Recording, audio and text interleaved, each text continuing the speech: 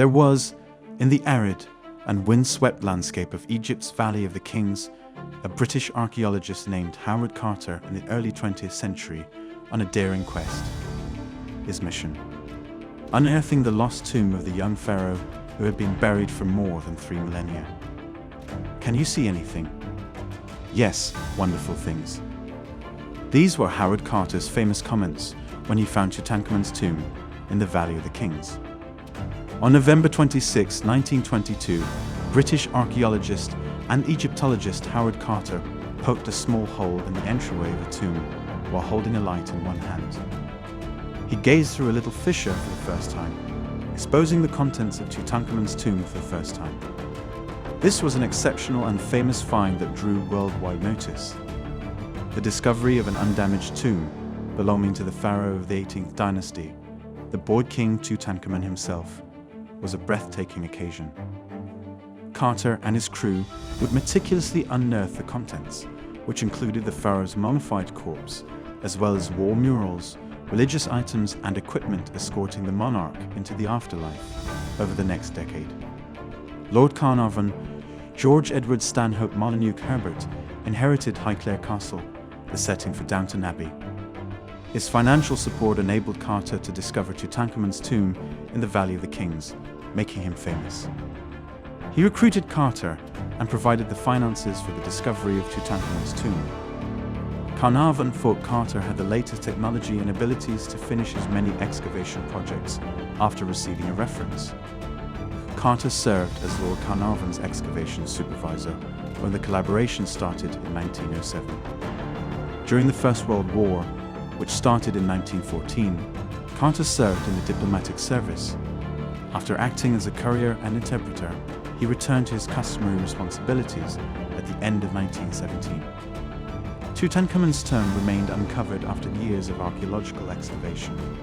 In the years that followed, Lord Carnarvon got frustrated with the lack of development and informed Carter that he would remove his financial assistance after one more season if no improvement was made.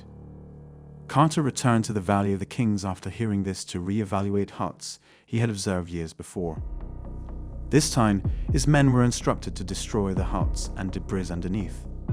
On November 4, 1922, a youngster carrying water discovered himself tumbling over a stone, which was a stunning finding. This was not just any chunk of granite. It was the start of a flight of stairs. The steps led to a doorway with a seal and hieroglyphics. Carter saw the possibilities right away and demanded that the steps be covered in order to hide the potentially significant discovery. He sent a wire to Lord Carnarvon, and 2 weeks later, on November 23, Carnarvon arrived, anxious to solve the riddle behind the closed door. On November 26, 1922, the search for Tutankhamun's tomb started. Carter gently chiseled a little hole in the top left corner of the entryway. With a light, he peeked through the doorway's little gap and saw gold wealth reflecting back at him. This incident shaped his career.